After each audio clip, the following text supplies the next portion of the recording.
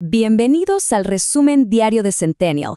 Hoy, una decisión clave en Guatemala está generando una reacción internacional bastante fuerte.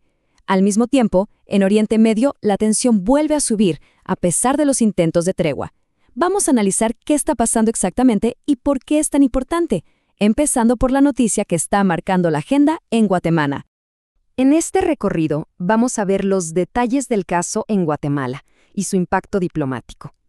Luego, nos vamos a Oriente Medio para entender esa frágil situación.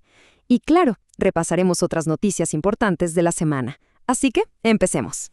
Muy bien, entramos de lleno a lo que está sucediendo en Guatemala.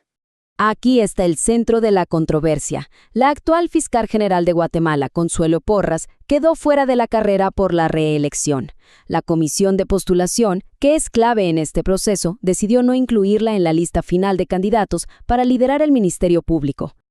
A ver, ¿cómo se llegó a esto? Pues es bastante directo. Porras no consiguió los votos que necesitaba dentro de la comisión, ni en la primera ronda ni en la segunda. Ahora, la lista final, que tiene 6 aspirantes, se le entrega al presidente Bernardo Arévalo. O sea, en la práctica, esto significa el fin de su intento por seguir en el cargo. Y claro, una decisión así no pasó desapercibida.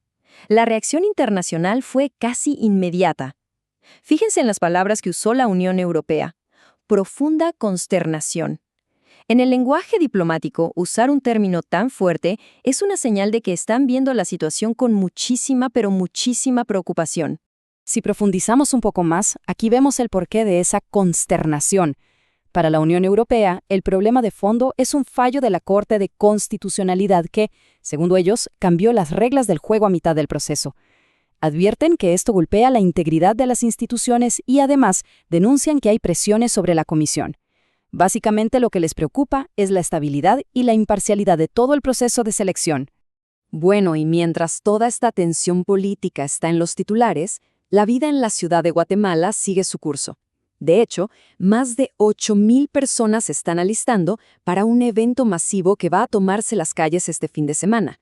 Hablamos de la carrera nocturna 10K, que es este sábado.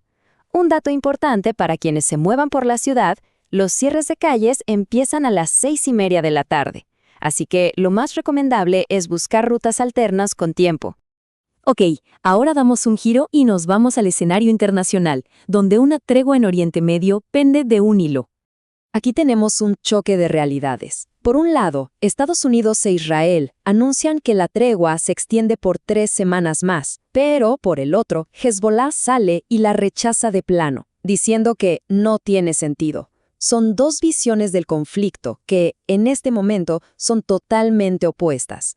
Y esto que vemos aquí explica por qué ese rechazo de Hezbollah es tan relevante. Porque, aunque en el papel se hable de tregua, en el terreno la violencia no para. Israel atacó el sur del Líbano y Hezbollah respondió, derribando incluso un dron israelí. O sea, el acuerdo diplomático, en la práctica, no está logrando que se detengan los enfrentamientos. Ahora, cambiamos completamente de tema. Hay noticias importantes en el mundo del streaming, sobre todo para quienes siguen un universo de superhéroes bastante particular.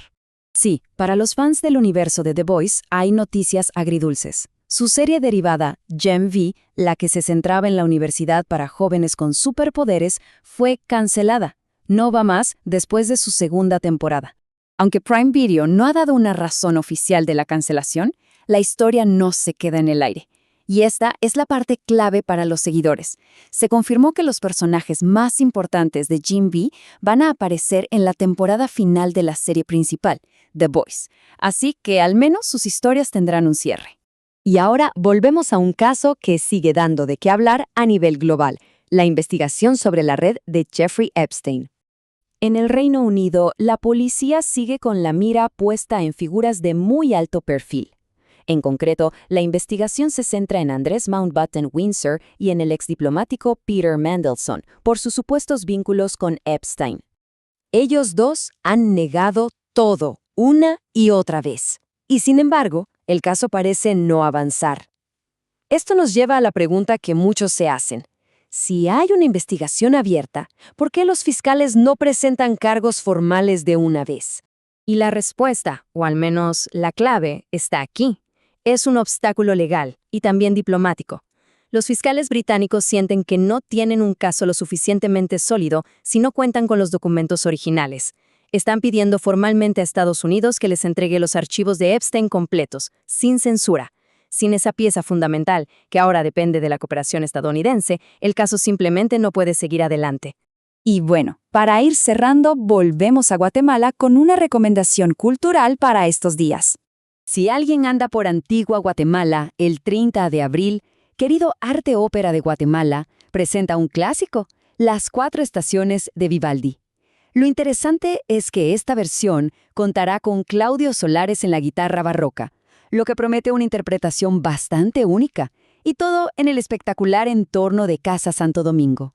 Y con eso llegamos al final de nuestro resumen de hoy. Muchas gracias por acompañarnos. Si quieren recibir estos análisis todos los días, solo tienen que contactar a Centennial por WhatsApp al número que aparece en pantalla. Hasta la próxima.